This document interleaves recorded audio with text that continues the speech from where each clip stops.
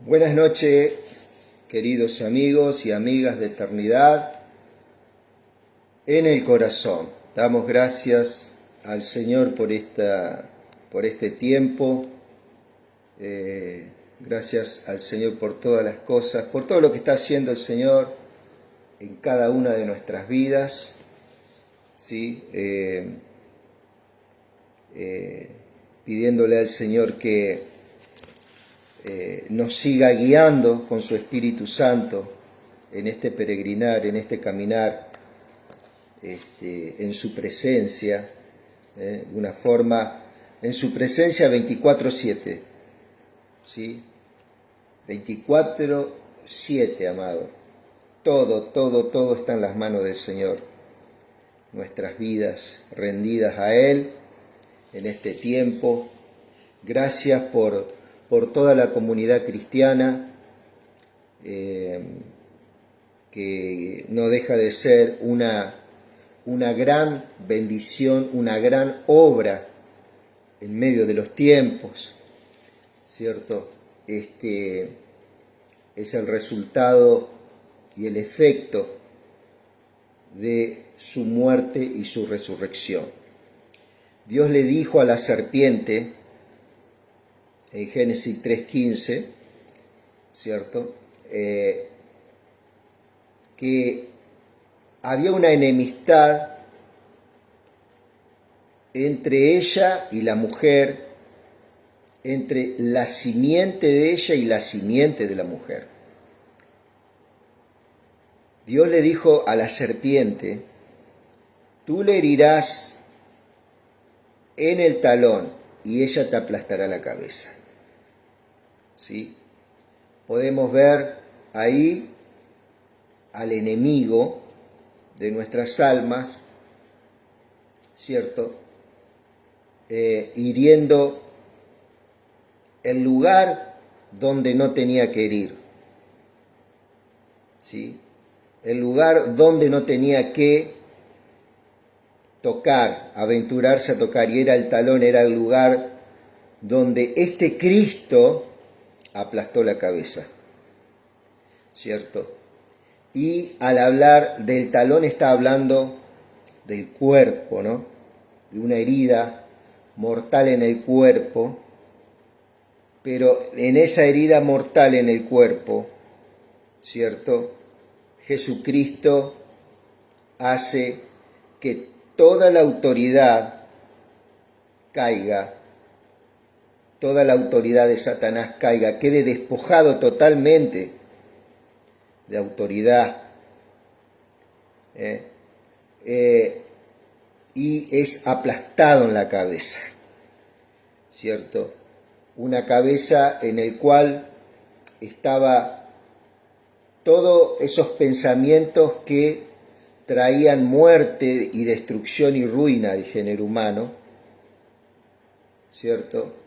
Y ahí comienza esa gran victoria. Ya desde el Génesis 3:15 hay una declaración de parte de Dios de victoria sobre el reino de las tinieblas. Por allá, por Oseas capítulo 13, dice: oh muerte, yo seré tu muerte. Oh Seol, yo seré tu destrucción. Oseas capítulo 13. Hay que leer todo el capítulo. Ahora en este momento no me acuerdo el pasaje, creo que es 13:13, 13:12, 13:13. Pero míralo. Oh muerte, yo seré tu muerte. Oh Seol, yo seré tu destrucción. ¿Cierto? El diablo fue despojado en la cruz y en la resurrección de Cristo. Jesucristo, al morir en la cruz, ¿cierto? En Él se produjo muerte espiritual. ¿Por qué? ¿Por qué este misterio de muerte espiritual? porque Él llevó el pecado del mundo. Y el pecado en Él produjo un juicio, el juicio de Dios cae sobre Él, produciendo la muerte espiritual en Él. ¿Sí? Esto no quiere decir extinción de espíritu, sino muerte espiritual por causa del pecado. Él llevó cautivo el pecado por esa muerte que se produce en Él. Para que se produjera la muerte física en Él se tenía que producir la muerte espiritual. Esto hay que fijarse bien. Es parte de la humillación del Verbo que se hace carne para morir y se produce la separación, ¿cierto?, de Jesucristo del Padre por causa del pecado. Por eso en la cruz del Calvario, una de las expresiones de nuestro Señor dice: Padre, me has abandonado, me has desamparado. Él sintió la exclusión de la vida y experimentó la maldición, ¿cierto?, que tenía que ser para nosotros. Esto tenemos que tenerlo bien en claro. Fue uno de los acontecimientos en la cruz que no se vio con los ojos naturales, pero espiritualmente Jesucristo experimentó muerte espiritual. ¿Sí? Por eso el Espíritu Santo tuvo que otra vez activar resurrección en Él y vida. ¿Sí? En Jesucristo se produce la muerte espiritual. Él, cuando se reviste de nuestra naturaleza, Él cuando habla por allá, creo que es por Colosenses, habla de la humillación del Verbo. El Verbo dice que en el principio era Dios y estaba con Dios. Entonces Él se humilla. ¿De qué forma se humilla? ¿De qué forma? Parte de lo que podemos entender un poquito de lo que estamos escarbando esta verdad. ¿Cuál es la parte de la humillación? Que Él deja, escucha muy bien, Él deja su omnisciencia, Dios que todo lo sabe, su omnipresencia, el Dios que está en todo lado, que puede estar en todos lados, perdón. No obligatoriamente quiere decir que Dios está en todos lados. Él puede estar en todos lados. ¿Sí? Su omnisciencia, todo lo sabe, su omnipresencia y su omnipotencia, el Dios que todo lo puede. Él dejó esas tres cosas y se revistió de nuestra naturaleza humana, ¿cierto? Es engendrado en María, nace como un hombre. Esto es una obra del Espíritu Santo, ¿cierto? Y trae todo el plan de salvación para el mundo entero, para todos, absolutamente todos, ¿cierto? Y ahí comienza la manifestación de lo que se habló en el Génesis, en Éxodo, en Deuteronomio, en Números, en Josué, en Jueces, ¿cierto? Y toda la Biblia, Esther, los profetas, Isaías, Jeremías, todo hablaron de Él. Los sacrificios de los animales hablan de Él. El sacerdocio que presentaba los sacrificios hablan de Él, de Cristo. Abraham, cuando entrega a su hijo Isaac, habla del sacrificio que iba a venir por el mundo. Pasaje de Génesis 22, cuando habla que iban caminando Abraham e Isaac. Por 3 días iban caminando a un lugar que fue señalado por Dios para que Dios le había pedido a Abraham que sacrifique a su hijo Isaac. ¿Cierto? ¿eh? Y comienza desde el momento que recibe esa orden Abraham. ¿Cuál era el pensamiento de Abraham? Que este Dios que le pedía a su hijo era poderoso para levantarlo de entre los muertos. ¿Por qué? Porque Dios le había prometido a él que de su descendencia, ¿cierto? De su descendencia, iba a salir la simiente que iba a salvar al mundo. Por eso dice, en Isaac te será llamada descendencia.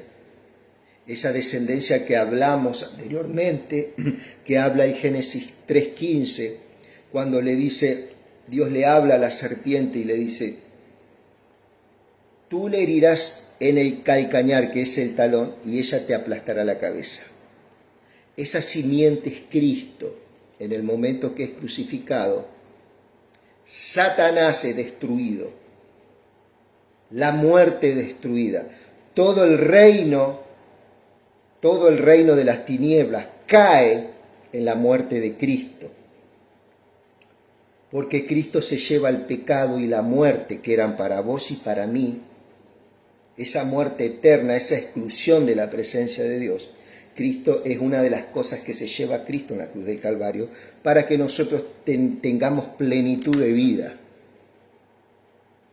Esto está en la Biblia y esto es necesario de que vos lo sepas para que tu espíritu, tu ser espiritual, ¿cierto?, comience a ser activado en Dios, ¿sí?, y comience a ser fortalecido y fortalecida en la fe. Es necesario, ¿sí? Entonces, en Cristo se produce la muerte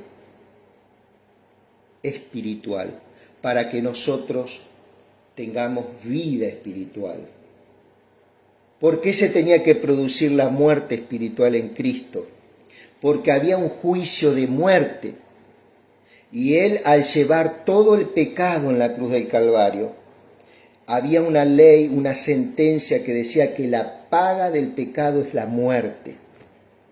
Entonces, esa muerte, le dijo el Padre, Cristo, la voy a llevar yo, Padre. ¿Cierto? Y la llevó en la cruz del Calvario. Cuando el Padre ve a su Hijo en la cruz, lógicamente, el gran dolor, ¿cierto?, de un padre, pero a su vez era una estrategia y un diseño en ese sacrificio, ¿cierto? En ese sacrificio había un diseño en el cual se sabía que Satanás iba a ser totalmente desarticulado y desautorizado para hacer lo que él quería con el género humano, ¿sí? En Cristo es desautorizado el diablo. Cristo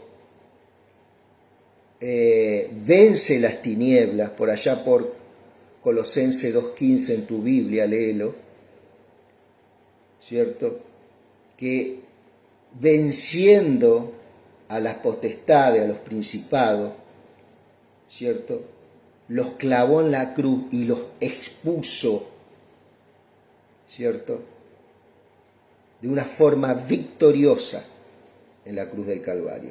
Esos principados, esos poderes fueron totalmente desarticulados por Cristo Jesús en su muerte. Y en su resurrección, cuando se produce la muerte eterna en Él, al no tener pecado, escucha muy bien, el diablo y la muerte, que sí nos podían retener a nosotros por nuestra condición pecaminosa, que teníamos antes de venir a Cristo, ahora ya no tenemos esa condición. Hoy pecamos, sí, lógicamente, tenemos fallas, pecamos, pero ya no estamos en en el cuerpo de pecado, no estamos en esa atmósfera de pecado, porque Cristo eso se lo llevó en la cruz del Calvario. ¿Me entendés? Y en el momento que vos creés en esta verdad que ocurrió hace 2025 años en la cruz del Calvario, ¿cierto? La vida eterna viene a tu vida, ¿sí? Tu muerte espiritual es absorbida por ese sacrificio eterno de la cruz y Cristo te levanta, te resucita en ese momento. Y entonces vos venís a ser, como dice por allá, por Efesios tengo entendido, que somos nueva criatura. Somos novedad de vida, una creación nunca antes vista. ¿Porque lo merecemos? No, es por gracia, es un regalo de Dios. Y eso a vos te tiene que fortalecer para tu vida en el Espíritu, tus devocionales, tus oraciones. Eso cambia el eje. Dejas de ser el centro vos, tu dolor, tu problema, y pasa a ser el centro la vida de Cristo. ¿Sí? Una confianza en la integridad de una persona que murió y resucitó y te amó y te ama, ¿cierto? Entonces eso es una verdad que brilla, por allá por Isaías 45 verso 22 dice: mirad a mí y sed salvo todos los términos de la tierra. Este Dios no es un Dios que vino solamente para los judíos, sino es un Dios que vino para todos. Por allá por Efesios 2:14 tu Biblia dice que Él de los dos pueblos hizo uno, derribando esa barrera de enemistad que había entre los judíos y los gentiles. Y Él dice en Génesis 3:15 que Él iba a poner enemistad entre la serpiente y la mujer, entre la simiente de la serpiente y la simiente de la mujer, ¿cierto? La simiente de la mujer, ¿quién es? Cristo. Cuando le habló a Adán y Eva, después de haber caído en ese pecado, ¿no? Que ya dentro de pronto vamos a dar Génesis, todo el libro de Génesis. Y es algo hermoso cuando vos te metes en su palabra, no te quedás con lo que yo hablo, no sos como siempre digo, no sos un espectador o una espectadora, sos una partícipe o un partícipe de la gloria de Cristo, un testigo presencial de la gloria de Cristo, porque lo que estamos hablando enciende tu corazón, lo que estamos hablando te habla, te dice quién sos, te dice que tenés, que podés, te dice que Él puso una belleza en tu vida, en tu interior. Y esa belleza es algo que te va a preservar y te va a sostener hasta que Él, aquel día que Él quiera llevarte, que es su Espíritu habitando en tu vida. Por eso el Señor le dijo a sus discípulos: es necesario que yo me vaya, chicos, es necesario que yo me vaya, para que sobre vosotros venga el Espíritu Santo. Él les va a enseñar, Él los va a guiar, Él los va a acompañar, Él va a hacer palpable su presencia. Te vas a quebrantar en las noches, en los días, en la mañana, no sé. En un momento Él va a poner esa inspiración en tu vida, ¿cierto? Y vas a ser edificado y vas a ser edificada. Vas a ser una persona de fe en medio de los problemas, una persona que va a estar fortalecida, que vas a estar lleno de paz, llena de paz, en medio de problemas. Donde antes naufragabas, vas a caminar sobre esas aguas como caminó Pedro. Todo esto es una gran bendición espiritual y verdaderamente es algo que no podemos dejar de disfrutar. El Evangelio, el Evangelio, ¿qué es la palabra? Son las buenas nuevas. Evangelio significa buenas nuevas de salvación, ¿cierto? Yo acá no te estoy hablando de religión, no te estoy hablando ni de catolicismo, ni de iglesia evangélica, ni nada. Te estoy hablando de Biblia, te estoy hablando lo que dice la Biblia, te estoy hablando lo que el Espíritu Santo quiere que sepamos, ¿cierto? Yo no te vengo a hablar de tradiciones evangélicas, de tradiciones católicas. Las respeto, porque hay mucha gente amiga, yo crecí en esos ámbitos también, ¿cierto? Y no me creo que sé más que ellos o menos que ellos, ¿sí? Porque Dios puede levantar hijos aún de las mismas piedras, dice, ¿no? Simplemente le pido a Dios que en su misericordia el mensaje que comuniquemos acá pueda llegar a los corazones y esos corazones puedan ser avivados, puedan ser encendidos, puedan ser apasionados, ¿cierto?, en las cosas que el Señor quiere que hablemos. Estamos hablando de Romanos capítulo 10, ¿cierto? Estamos leyendo todo Romanos. En este caso, Pablo, ¿cierto?, escribe una carta a Roma, más o menos corrían los años 55, 57 después del Señor. Ya el Señor ya hacía 24, 25 años que había muerto y había resucitado y había ascendido a los cielos y hoy está a la diestra del Padre. Ese hombre llamado Jesucristo está a la diestra intercediendo por su iglesia, dice. Eso ya lo vimos en Romanos 7:25, por ejemplo. Y dice: hermanos, ciertamente lo que mi corazón anhela, estamos leyendo Romanos 10, lo que mi corazón anhela, decía Pablo en esta carta. Vuelvo a decir, los números, Romanos 1, 2, 3, fue algo del hombre, fue algo que la Biblia en su origen no tenía números, no tenía versículos, no tenía títulos. Los títulos no son inspirados por Dios.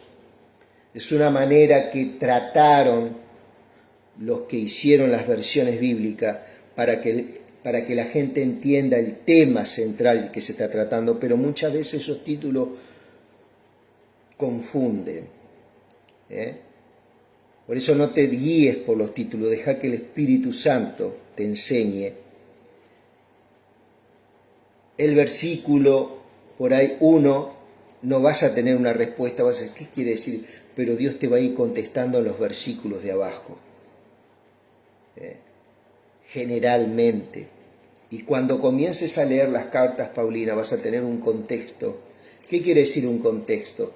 Vas a tener todo el diseño, todo el pensamiento que Dios quiere que la iglesia tenga, ¿cierto? Y vas a tener un conocimiento de la voluntad, ¿cierto? Un conocimiento maduro, un conocimiento pleno, que va a plenitud.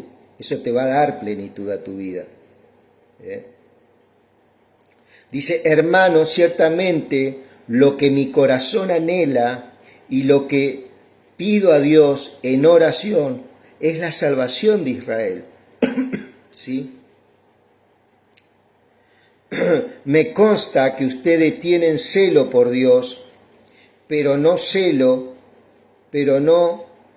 su celo, dice, no se basa en conocimiento. Fíjate vos, Pablo habla de que este Israel amaba a ese Dios, pero no según el conocimiento que tenían que tener,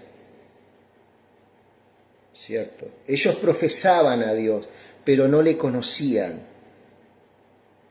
¿sí? No le conocían. Pero su celo no se basa en el conocimiento.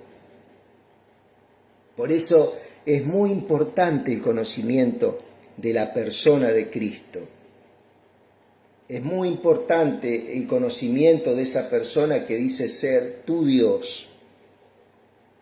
Y Él no es alguien difícil de entender, no es alguien difícil de conocer, no es alguien difícil en el cual vos podés experimentar esa persona que es Dios en cualquier momento del día, 24/7, ¿sí? 24/7. Hubo una mujer en San Juan 4, que es la mujer samaritana. Samaria viene a ser capital de Israel, ¿cierto? Y Jerusalén era capital de Judá. Y entre los dos había una tirantez, había una división, había una especie de discriminación en el tiempo de Cristo, porque los samaritanos decían que el lugar de adoración era Samaria y los judíos decían que el lugar de adoración a Dios era Jerusalén, ¿cierto? Y el Señor le dice que vendrían tiempos que el adorador, dice, y que el Padre iba a buscar adoradores que adoren en espíritu y en verdad. ¿Qué quiere decir esto? Significa un lugar y una posición espiritual y no un lugar físico. Cuando Él habla en espíritu y en verdad, está hablando en Cristo Jesús. Está hablando en el Hijo. ¿Qué quiere decir en el Hijo? En el momento que vos creíste, estás en el cuerpo de Cristo, estás inmerso o inmersa en el cuerpo de Cristo. No es muy difícil. Y tenemos que pedirle a Dios que podamos experimentar en Él, tener una intimidad con Él, que es más que un lugar, un templo, una religión, es mucho más que eso, ¿cierto? Generalmente nosotros buscamos en un momento duro de nuestras vidas, se corta un poquito por ahí, buscamos, ¿cierto?, cobijarnos en un templo, recurrir a un sacerdote, a un pastor, ¿cierto? Bueno, es tiempo de correr al Señor, es tiempo de correr a esa verdad y a ese espíritu a través de su palabra, ¿sí? Y tu vida va a ser reperfilada, tu vida va a ser ubicada en el lugar, en la roca que es Cristo, ¿cierto? Y después podés compartir en el lugar que vos te sientas cómodo, ¿cierto? En el momento, pero Cristo es el centro, ¿cierto? Eso es algo primordial. Y dice, pues al ignorar la justicia de Dios, dice,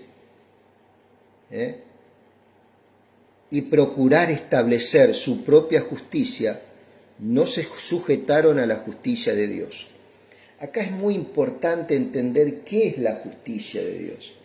La justicia de Dios es el Cristo crucificado por nuestras vidas y resucitado, ¿cierto? Él nos justifica. Pero ¿qué pasa? Los judíos trataban de justificarse a través de leyes, cumpliendo leyes que nunca pudieron cumplirlas. Es más, había un templo, un sacerdocio en el cual se tenían que llevar los sacrificios de animales por el pecado nuestro. Y cada muerte de ese animal era nuestra propia muerte. Entonces Dios puso ese salvoconducto en esa época para los judíos, para los israelitas, para los hebreos que salieron de Egipto, ¿cierto? Que tuvieran esa liturgia en ese tabernáculo, en el cual a través de derramamiento de la sangre de los animales, esos animales tomaban nuestro lugar, ¿sí? Eso que era lo que hablaba, ya venía hablando de un sacrificio que iba a venir, porque esos sacrificios de animales no podían perfeccionar al hombre. Al contrario, esos sacrificios llegaron a un punto de que el hombre, ¿cierto?, al saber que había un sacrificio que lo eximía y que podía pasar por alto el pecado, muchos de ellos pecaban más todavía. ¿Me entiende? O sea, eso no traía un perfeccionamiento en el hombre, pero sí el sacrificio de Cristo. ¿Somos perfectos? No, pero estamos llamados, estamos invitados a ese perfeccionamiento por su palabra, ¿cierto? Entonces, estos judíos se trataban de justificar por la ley. Si Dios pedía un ayuno, ellos querían hacer 2 o 3 ayunos. Entonces, muchas veces, ¿qué era lo que pasaba? Nunca se llegaba al verdadero conocimiento del mandamiento, porque el hombre siempre trataba de inflarse él mismo y ayunaba 2 o 3 veces, ¿cierto?, en lugar de una vez. Entonces te encontrabas, por ejemplo, con un hombre pecando, ayunando. ¿Por qué? Porque Dios nunca le había pedido que ayune 3 veces, sino una vez sola. Por ejemplo, ¿no? Eso es un ejemplo. Eso es pecado. Cosas que aparentemente son buenas. Bueno, voy a multiplicar el ayuno para que Dios, me escuche, para que Dios vea que yo soy bueno, para que Dios vea que yo soy un hombre apegado a la ley. Sin embargo, es un rebelde, un desobediente, porque Dios le pidió una sola vez. Entonces, ¿qué pasa? Estos sacerdotes, esa es la levadura que dicen, es la levadura de los fariseos, ¿no? ¿Viste? Cuando vos le pones levadura al pan, se hincha. Entonces, ¿eso qué hacía?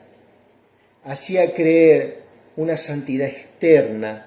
Entonces, el común de la gente, el cristiano de a pie como yo, el ignorante como yo,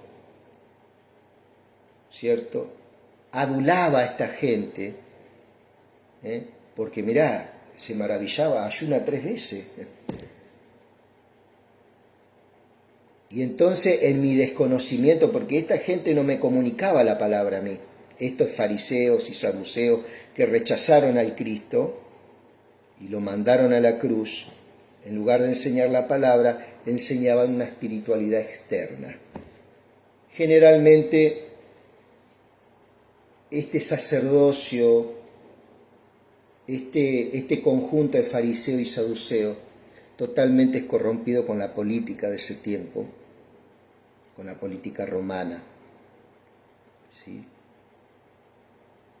Tenían cautivo un pueblo que muchos de ellos sí creyeron en el Señor. ¿Sí? Entonces, estos fariseos trataban de tener una justicia de ellos.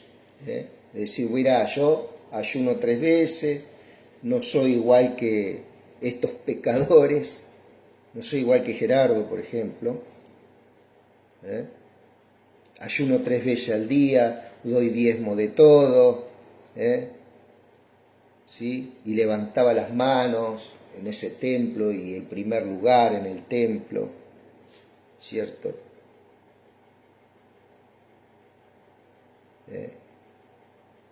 Y mi hijo es el mejor, y mi hija es la mejor, y mi esposa, por ejemplo, ¿no? Y entonces eso lo veía el común de la gente, y veían en estos sacerdotes de ese tiempo gente inalcanzable. Y en lugar de traer gracia y ayudar a sentir presencia de Dios y a tener conocimiento de Dios, ¿qué era lo que hacían? Cerraban el camino y con sus propios hechos condenaban a la otra persona se sentía vil, sucia, pecadora, y ellos, bueno, con sus trajes y con sus pompas, como hoy en día, ¿no? Como hoy en día puedo ver yo. Gente en medio de necesidades y sacerdotes, pastores, lo que sea, sentados en sillas de oro, pidiendo por la paz desde un lugar, no sé, virtual, ¿sí? Entonces ese no es el tipo de sacerdocio de Cristo. Cristo se involucró físicamente, murió, sufrió, pero de verdad. Y con esa muerte desautorizó y llevó a destrucción y ruina el reino de las tinieblas. ¿Por qué se levanta hoy el reino de las tinieblas? Porque en el mundo hay 8.000 o 9.000 voluntades que muchos de ellos le dan entrada a las tinieblas por medio de sus conductas, ¿sí? Entonces las tinieblas se enseñorean de estos aparentemente sabios y hacen creer que la destrucción, hacen creer que la corrupción, que la mentira tiene más valor que lo que Dios vino a enseñarnos, ¿no? Pero en este tiempo más que nunca nos aferramos al Rey.